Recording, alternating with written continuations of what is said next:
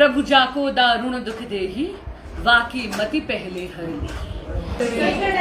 आज रोहतक आने का सौभाग्य मिला है और यहाँ मातृशक्ति का जोश देख के मैं बता देती हूँ, हरियाणा की मातृशक्ति ने ठाना है तीसरी बार कमल खिलाना है और यहाँ डबल इंजन की सरकार वो लेकर आएंगी।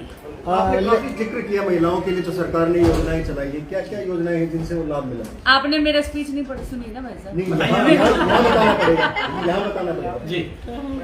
आप दोबारा रिप्ले करवा रहे हो पूरी? थोड़ा अभी करते, पहले बाकी सवाल ले लेते हैं, लंबा सवाल है, इसका मैं जवाब देती। जिस तरह से ममता बनर्जी ने ये कहा है कि अगर इस बार बंगाल जला तो उड़ीसा, बिहार और यहाँ तक पूरी आँच जाएगी।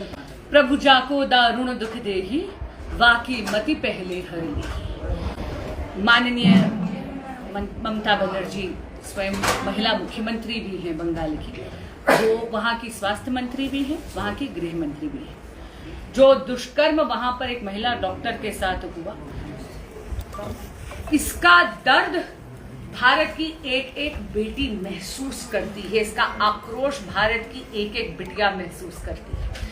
ममता बनर्जी बजाय उस बच्ची को न्याय दिलाने के कभी तो खुद सड़कों पे उतर जाती हैं प्रोटेस्ट करने के लिए। मैं पूछना चाहती हूँ कि मुख्यमंत्री भी स्वयं हैं, स्वास्थ्य मंत्री भी स्वयं हैं, वे वहां की गृह मंत्री भी स्वयं है, तो न्याय मांग किससे रही है?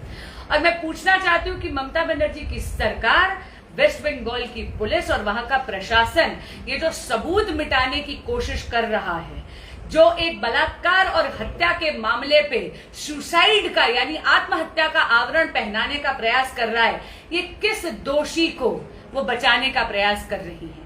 और कल जो उन्होंने ऐसे चेतावनी दी है, मैं पूछना चाहती हूँ, क्या एक ऐसी मुख्यमंत्री जो स्वयं एक संवैधानिक पद पे बैठी हैं, क्या उनको ऐसी भाषा का प्रयोग करना उचित है?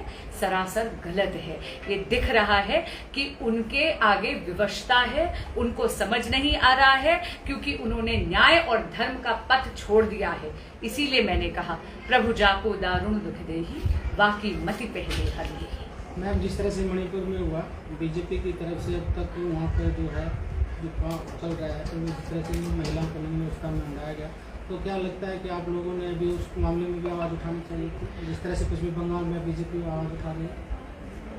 मणिपुर बहुत ही संवेदनशील मुद्दा है और इस मुद्दे को पूरी संवेदनशीलता से भी डील करा गया है। अगर आप पूरी की पूरी पिछले साल देखें, आदरणीय प्रधानमंत्री श्री नरेंद्र मोदी जी ने जब संसद का सत्र शुरू हुआ था, उससे पहले भी संसद के बाहर खड़े होकर इस मुद्दे पे बयान दिया।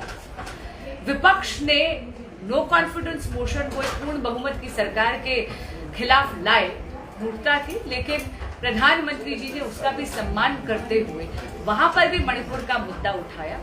लेकिन विपक्ष में इतनी भी कर्टसी नहीं थी कि वो बैठकर उनकी उस पूरी बात को सुनते। गृह मंत्री जी स्वयं मणिपुर काफी बार गए हैं, मणिपुर को पूरी की पूरी संवेदनशीलता से डील करा जा रहा है। यहाँ तक कि हमारे यशस्वी प्रधानमंत्री नरेंद्र मोदी जी ने मणिपुर का मुद्दे और उसके बारे में लाल किले से 15 अगस्त का जो पिछले साल का भाषण था, तो वही ममता बनर्जी ने कहा कि 10 दिन में न्याय देने की बात के लिए वो राज्यपाल को लिखेंगे, अपने विधानसभा में उसको लेकर बिल लेकर आएंगे। अगर राज्यसभा में राज्यपाल पास नहीं करते तो उनके घर के बाहर बैठ जाएंगे।